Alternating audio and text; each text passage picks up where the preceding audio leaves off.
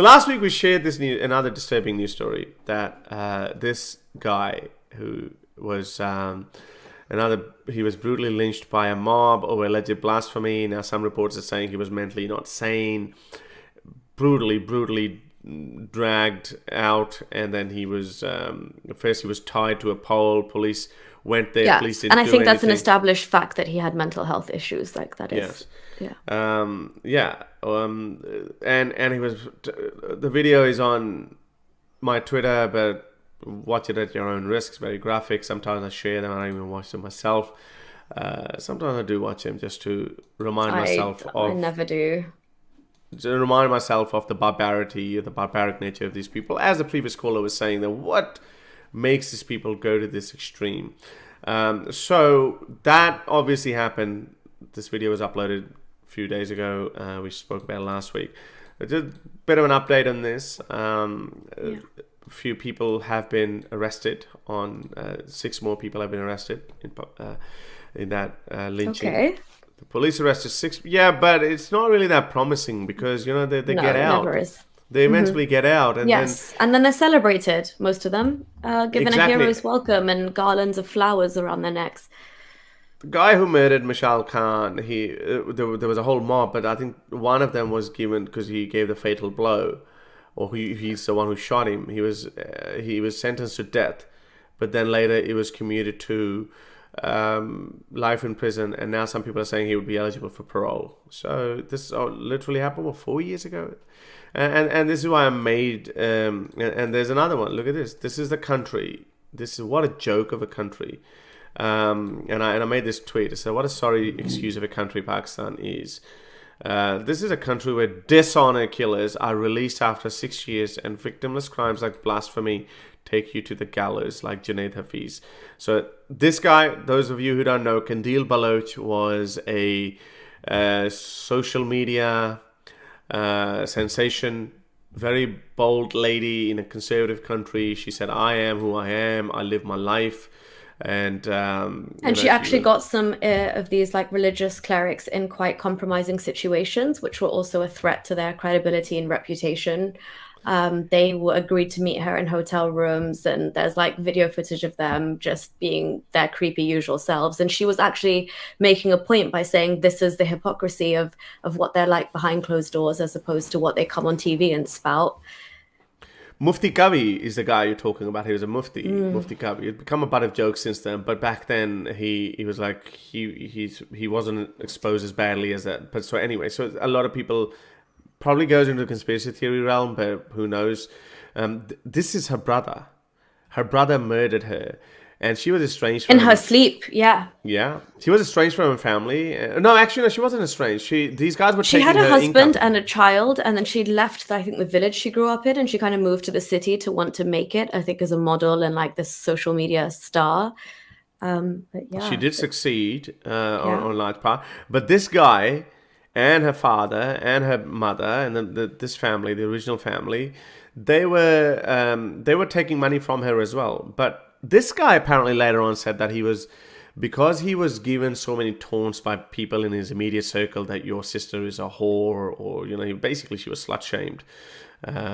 He took it upon himself to put an end to her life in the middle of the night when she was sleeping in their family home, safe and sound, you would expect, in her own bed, and he just ended her life. Yeah. Strangled her to death. But this is the travesty of justice. This is why we say, well, it's a joke of a country, and hence my strong words, that he has been released.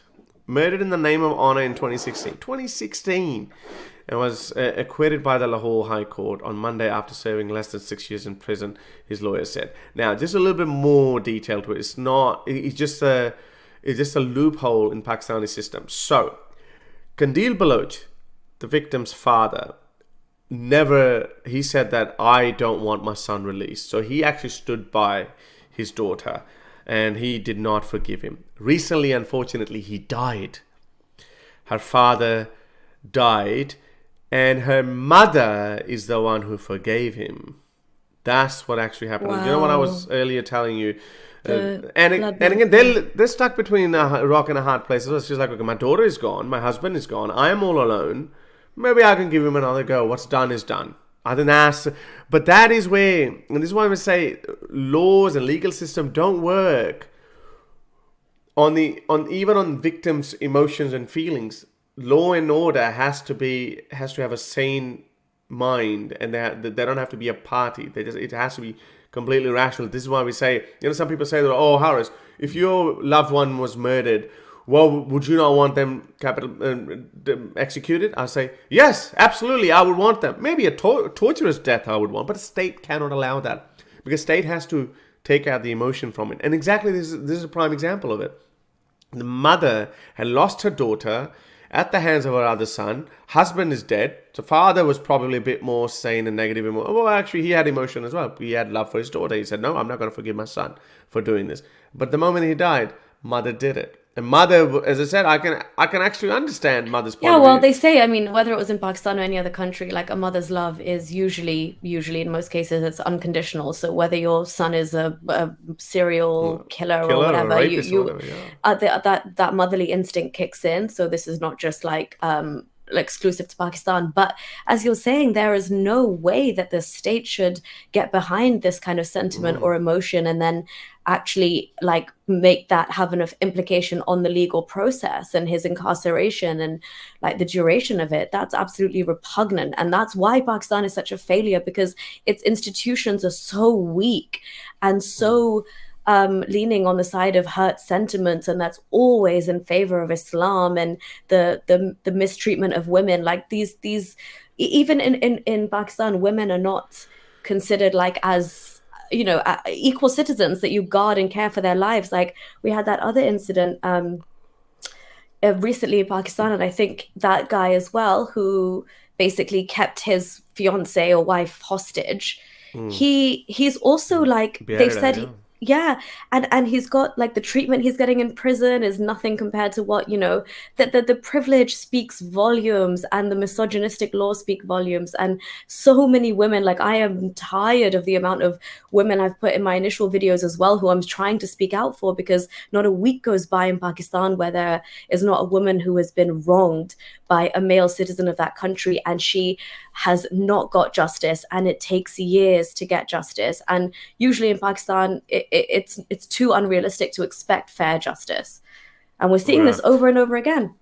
And the point that I wanted to make on top of that is, obviously this is a story within itself, but so this is why it's a joke of a country. So a murderer is released after 5 years, 6 years, and Junaid Hafiz, and I think you made a video on that as well, a university lecturer in Pakistan who did his master's degree in English literature in America, Fulbright scholar, came back to Pakistan, said, I'm going to serve my country, and was arrested for blasphemy in 2013, accused of posting derogatory comments about Muhammad on social media, and he's been sentenced to death. He's on death row. Since 2013, he is in solitary confinement, probably gone clinically insane. And here, this guy, a murderer, walks free. Can anyone just look at it? Can anyone see the irony in this? And then this country wants to be seen as a responsible state. Sorry, screw you. You're not a responsible state. You're a joke. Pakistan's a joke. If you like these videos and want to support me in my activism, then you can support me on Patreon or PayPal. Stay free, everyone.